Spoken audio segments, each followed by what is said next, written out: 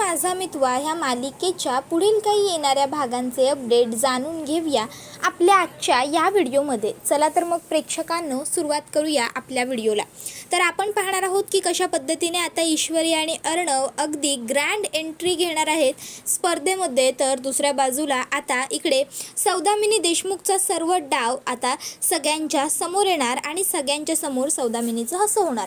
आता नेमकं कसं आणि काय घडतं ह्या सर्व गोष्टींचे अपडेट आपल्या व्हिडिओमध्ये पाहूया। तर इकडे जो आकाश असतो त्याने आधीच तो जेव्हा मामाबरोबर गेलेला असतो त्या साहेबांच्या केबिनमध्ये, तेव्हा तिथे त्याने पासेस बघितलेले असतात ईश्वरी आणि अर्णवचे। त्यावेळी आकाशच्या लक्षात येतं की याचा अर्थ खरोखर यांनी आम्हाला जाणून बुजून पासेस दिलेच नव्हते आणि आमचेच ओरिजिनल पास आम्हाला डुप्लिकेट म्हणून दिले आणि ईश्वरीचे आणि दादाचे पासेस अडकवून ठेवले। नाही, असं करून चालणार नाही। जर हे लोक मुद्दामून आडीबाजी करत असतील, आम्हाला अडकवत असतील, तर मग मात्र आम्हाला सुद्धा आता काहीतरी करावंच लागेल।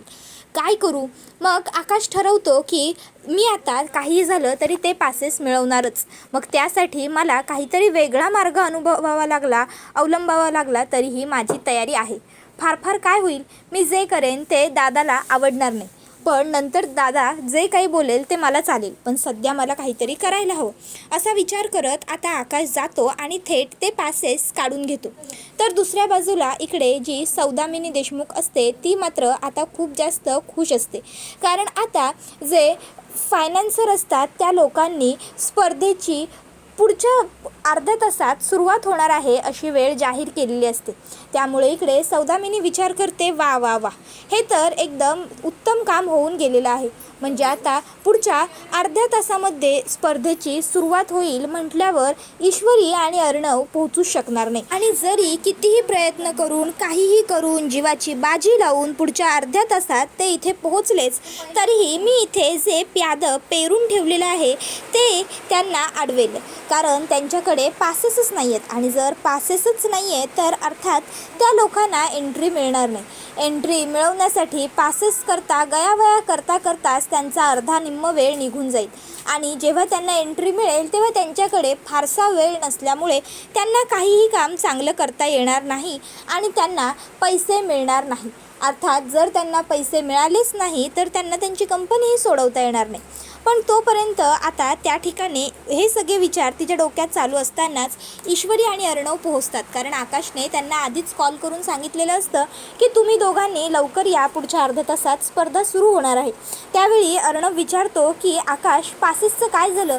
त्यावेळी आकाश सांगतो, दादा तुमचे पासेस माझ्याकडेच आहेत, तू लवकर ये, मग मी तुला पासेस देईन आणि आपण मग चौघही जण एकत्रच स्पर्धेसाठी आतमध्ये जाऊ। त्यानंतर आता अर्णव आणि ईश्वरी तिकडे पोहोचतात। आकाश त्या दोघांना त्यांचे पासेस देतो आणि म्हणतो, हे घ्या दादा तुमचे पास, व्यवस्थित चेक करून घे दादा, बरं ऑल द बेस्ट तुम्हाला दोघांनाही। त्यावर ईश्वरी आणि अर्णव नम्रता आणि आकाशलाही शुभेच्छा देतात। त्यानंतर मग ईशू विचारते, पण भाऊजी हे पासेस तुमच्याकडे आले कुठून? तुम्ही तर म्हणालात की पास हरवलेत म्हणून। त्यावेळी आकाशकडे आता उत्तर नसतं, कारण अर्णवला जर त्याने सांगितलं की त्याने न विचारता त्यांच्या केबिनमधून पास काढून घेतले तर अर्णवला राग येईल, त्याला ही गोष्ट आवडणार नाही। मग आता आकाश म्हणतो की वहिनी त्या सर्व विषयी आपण नंतर बोलू, सध्या आपण स्पर्धेसाठी जाऊ। आणि मग ते चौघही तिकडनं जात असतात आतमध्ये। त्यावेळी सौदामिनी देशमुख लगेचच ईश्वरी आणि अर्णवला अडवते आणि म्हणते, एक मिनिट, या दोघांचं तर ठीक आहे, पण तुम्हा दोघांचं काय? तुमच्याकडे तर पासेसच नाही आहेत ना, मग पासेस नसताना तुम्ही दोघं आतमध्ये कसे काय जाऊ शकता? एकतर आधी पासचा बंदोबस्त करा आणि त्यानंतर मगच आतमध्ये जायला या, समजलं ना? त्यावेळी मग आता लगेचच इकडे त्यांनी हे असं म्हटल्याबरोबर ईश्वरी आणि अर्णव म्हणतात, पण आमच्याकडे आमचे पासेस आहेत। त्याबरोबर मग आता लगेचच इकडे त्यांनी पासेस आहेत असं म्हटल्याच्या नंतर लगेचच आता ती म्हणायला लागते की तुमच्याकडे पास असणं शक्यच नाही आहे, तुमच्याकडे कसे काय असू शकतात पास? त्याबरोबर अर्णव म्हणतो, एक मिनिट, तुम्हाला कोण बोललं आमच्याकडे पासेस नाही आहेत म्हणून? आमच्याकडे आमचे पास आहेत, मिस इंदौर। त्याबरोबर इशू अर्णवच्या हातात पास देते आणि अर्णवला आता ते पास बघितल्यावर लगेचच खात्री पटते की हे पास त्यांचेच आहेत. तो म्हणतो हे बघा हे आमचेच पास आहेत, बघू शकता तुम्ही. त्याबरोबर आता ईश्वरी म्हणते 1 मिनिट सर, या कोण आहेत, यांना आपण आपले पासेस का दाखवायचे आणि यांना आपण का खात्री पटवून द्यायची की हे पास आपलेच आहेत की नाही ते. त्याबरोबर आता इशू म्हणत असते आणि तुम्हाला कोणी सांगितलं आमच्याकडे पास नव्हते म्हणून, हे पास आमचे आहेत आणि आमच्याकडेच आहेत, समजलं ना. त्यावर सौदामिनी म्हणते हे शक्यच नाही आहे. त्यावर ईश्वरी म्हणते अहो पण का, तुम्हाला एवढी खात्री का वाटते की आमच्याकडे आमचे पास असूच शकत नाही म्हणून. त्याबरोबर आता ज्या माणसाने ईश्वरी आणि अर्णवचे पास लपवून ठेवलेले असतात तोच लगेच म्हणू लागतो जर तुमच्याकडे तुमचे पास होते तर मग तुमचा तो आकाश टेक्स्टाईलचा मालक आकाश तो का आला होता माझ्याकडे आणि त्याची बायको डुप्लिकेट पासेस मागण्यासाठी. त्यांचं असं म्हणणं होतं की तुमच्या चौघांचेही पासेस गहाळ झालेले आहेत आणि त्यावेळी मी त्यांना त्यांचे पास दिलेही होते डुप्लिकेट पास आणि सांगितलं होतं की तुम्हाला जर डुप्लिकेट पास हवे असतील तर इथे तुम्ही स्वतः असायला हवं आणि तसंही डुप्लिकेट पास मिळणार नाहीत म्हणून. मग तुमच्याकडे आत्ता अचानक पास आलेच कुठून. त्यावेळी आता मामा म्हणत असतो अहो आम्ही जाऊन शोधले आमच्या घरी. तुमचं म्हणणं काय होतं की तुम्ही आम्हाला पासेस दिले होते, मग आम्ही आमच्या घरी जाऊन पास शोधले, आम्हाला पासेस सापडले. आता मुळात पास कुठे होते, कसे सापडले, काय झालं, या सगळ्या गोष्टी चर्चा करण्यामध्ये आपल्याला वेळ वाया घालवायचंच नाही आहे. कारण पुढच्या 15-20 मिनिटांमध्ये स्पर्धा सुरू होईल आणि सध्या आमच्याकडे आमच्या कॅन्डिडेटचे पासेस आहेत आणि त्यामुळे त्यांना एंट्री मिळू शकते. एवढं पुरेसं नाही आहे का, तुम्ही का उगाचच्या उगाच त्या लोकांना अडवून ठेवलं आहे. हे बघा तुम्ही जे वागताय ना ते नियमांच्या पलीकडे, तुम्हीच आम्हाला नियम नियम नियम नियम शिकवत होतात ना. मग आता पासेस असताना सुद्धा कॅन्डिडेटना असं थांबवून ठेवणं हे तुमच्या नियमांमध्ये बसतं का. स्पर्धकांना स्पर्धेसाठी न जाऊ देता हे अडवणं तुम्हाला शोभतं का. त्याबरोबर मग आता लगेचच इकडे ते म्हणू लागतात पण मग तुमच्याकडे पासेस होते तर मग तरीही तुम्ही डुप्लिकेट पासेसची डिमांड केलीतच का. त्याबरोबर मामा म्हणतो की तेव्हा आमचे पास सापडत नव्हते, पण मग तुम्ही पास द्यायला नाही म्हटल्याच्या नंतर आम्ही पास शोधले. त्याबरोबर आकाश म्हणतो 1 मिनिट, नक्की तुमचा प्रॉब्लेम काय. तुम्हाला आम्हाला स्पर्धेत उतरूच द्यायचं नाही आहे का. हां एवढं पास पास पास मगापासून करत होतात, फायनली जर मी पास शोधून आणलेत तर तरीही तुमचा प्रॉब्लेम आहे आणि मगापासून पास मिळत नव्हते तर तरीही तुमचा प्रॉब्लेम होता. What you want. नाही तुमचं म्हणणं नेमकं काय असेल ते सांगूनच टाका ना तुम्ही. त्याबरोबर आता सौदामिनी चिडते आणि म्हणते खोटं, साप खोटं बोलताय तुम्ही सगळे, कळलं ना. तुमच्याकडे पास असणं शक्यच नाही आहे, कारण तुम्हाला पास द्यायचे नाही हे मी स्वतः सांगितलं होतं. तुम्हाला जे ॲन्व्हलप आलं होतं ना पासेसचं ते ॲन्व्हलप रिकामं होतं, त्यामध्ये चौघांचे काय कोणाचा एकाचाही पास नव्हता, समजलं. आता रागाच्या भरात पटकन सौदामिनी खरं बोलून गेलेली असते. आता सौदामिनी हे वाक्य बोलते की मी पास पाठवलेच नव्हते तुम्हाला. त्यावेळी आता ईश्वरी, अर्णव, इतर बाकीचे सगळे कंटेस्टंट, त्यांचे सगळे फॅमिली मेंबर्स हे सगळेच तिकडे बघतच राहतात. त्याबरोबर मग आता ईश्वरी म्हणते शेवटी सत्य पुढे आलंच ना. मिस सौदामिनी देशमुख, खोटं माणसाने कितीही खरं करून सांगण्याचा प्रयत्न केला ना तरी शेवटी खोटं हे खोटंच असतं.